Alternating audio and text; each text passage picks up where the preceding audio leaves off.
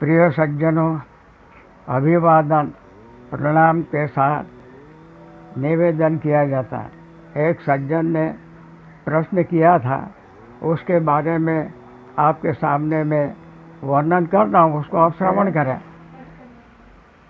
दशरथ जी महाराज पिछले जन्म में ब्राह्मण थे और उनका हमेशा का नियम था कि 1000 तुलसी दल से वो भगवान का पूजन करते थे, भगवान विष्णु का। अब एक दिन उनकी तबीयत बिगड़ी।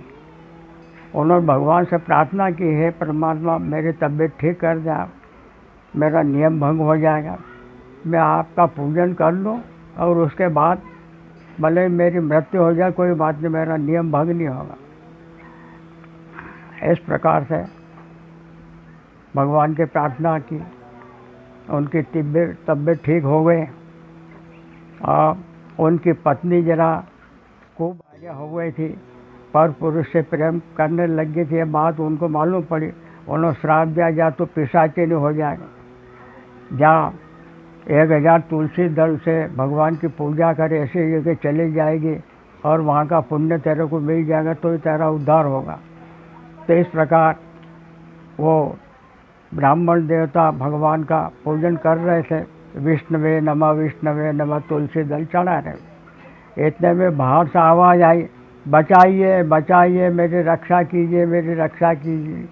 उनकी पूजा समाप्त हो गई थी, बाहर गए, देखा वो पिशाचिनी, मेरा उद्धार कीजिए, मेरा उद्धार कीजिए।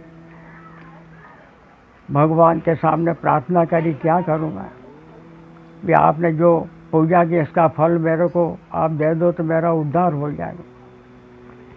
अब ब्राह्मण देवता के मन में दया आई कि अगर जीवित रहूँगा तो फिर मैं भगवान का पूजन जैसा योग नहीं आएगा, किसी को मैं जीवन दान दे दूँ। उन्होंने पूजन का फल उसके अर्पण कर दिया, उसका उद्धार हो गया। इधर भगवान प्रकट हो गए कि धन्य है, धन्य है, धन्य है। भगवान ने प्रकट होकर के कहा कि जिस पिशाचिनी का उद्धार किया वो अगले जन्म में कौशल्या बनेगी और मैं ही 4 अंश से दशरथ जी का रूप धारण करूंगा। 4 अंश से जो है राम, लक्ष्मण, भरत, शत्रुघ्न का अवतार होगा। इस प्रकार से बताया। आगे चल कर के फिर वही दशरथ जी महाराज हुए, कौशल्या महारानी, कैकेयी, सुमित्रा और चारों भाइयों का राम, लक्ष्मण, भरत, शत्रुघ्न का अवतार हुआ। तो इस प्रकार से अगले पिछले जन्म की कथा आपको बताई है और आगे फिर ये रामचरितमानस जो आरंभ होता ही है। सबको जय श्री कृष्ण।